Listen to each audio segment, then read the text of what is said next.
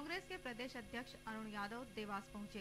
यहां उन्होंने ओले से नष्ट हुई फसलों का जायजा लिया। इसके साथ ही उन्होंने किसानों की समस्याएं भी सुनी। यादव ने राज्य सरकार पर निशाना भी साधा। अरुण यादव अपने हेलीकॉप्टर से देवास जिले के पीपल घाटी गांव पहुंचे, जहां उन्होंने किसानों से मुलाकात कर उनकी ओलावृष्टि से नष्ट हुई फसलों का जायजा लिया व अधिकारियों को दिशा निर्देश दिए।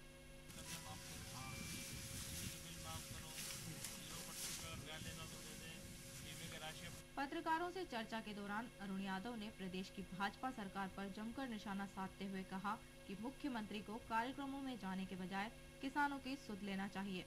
जब भी इस तरह की आपदाएं आती हैं, तो सरकार केंद्र सरकार पर आरोप लगाती है। वहीं व्यापम घोटाले पर कहा कि यह सांकेतिक आयोजन है। इस घोटाले में निर्दोष जेल में हैं और दोषी बाहर घूम रहे हैं। आज किसान बर्बादी के कगार पर है। आत्महत्याओं का दौर मध्य प्रदेश में शुरू हो चुका है। 3 किसानों ने आत्महत्या कर ली है।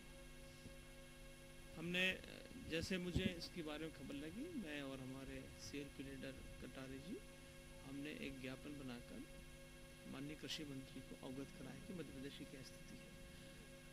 हमने प्रदेश की सरकार से मांग की कि सबसे पहले तो तुरंत सर्वे होकर 100% सर्वे हो, 20,000 रुपये प्रति हेक्टर के हिसाब से किसान को उसका मुआवजा मिले ताकि वो थोड़ा सा संतुष्ट हो सके। 20,000 से बहुत कम होता है, लेकिन फिर भी CM तो 5,000 खरीदते, हमने कहा 20,000 रुपये लगभग मिलना चाहिए।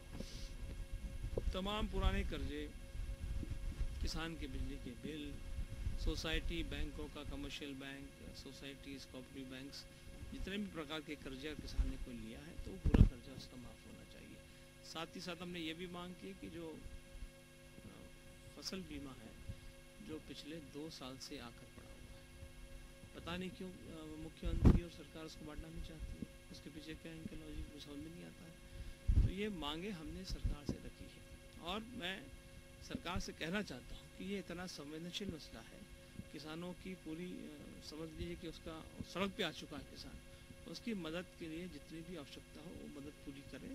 दिल्ली सरकार से जो भी इसके लिए राशि की आवश्यकता होगी, हम लगातार दिल्ली के संपर्क में हैं और राशि को दिलाने का प्रयास हम कर रहे हैं। प्राकृतिक आपदा का ये दूसरा वर्ष है किसानों के लिए। क्षेत्र के किसानों का जो है पिछले साल भी काफी नुकसान हुआ था।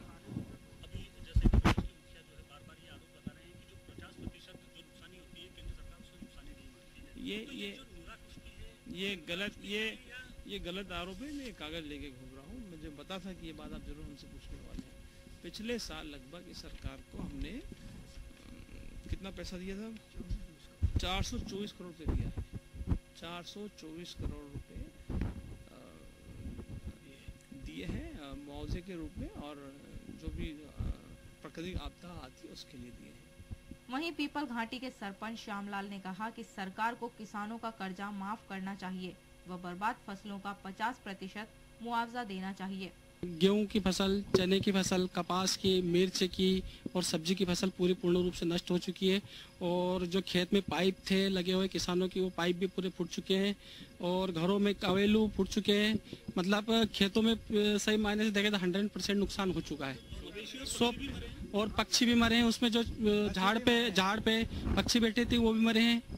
और किसानों की फसल कुल मिला के पूरे हमारे पीपल पार्टी ग्राम में मतलब कोई सा भी खेत ऐसा बाकी नहीं जिसमें मतलब नुकसान नहीं हुआ। क्या मांगे आप सरकार? हमारी सरकार से ये मांग है कि पहली बात तो इस सही मायने में मुआवजा दिया जाए किसान को। दूसरी बात बैंक जो क्रॉप लोन किसानों ने जो लिया गया है उसका क्रॉप लोन माफ किया जाए। और 3 साल का जो बीमा मतलब बैंक जो किसानों से बीमा काट रही है वो बीमा 3 साल से नहीं मिल रहा है तो वो दिया जाए।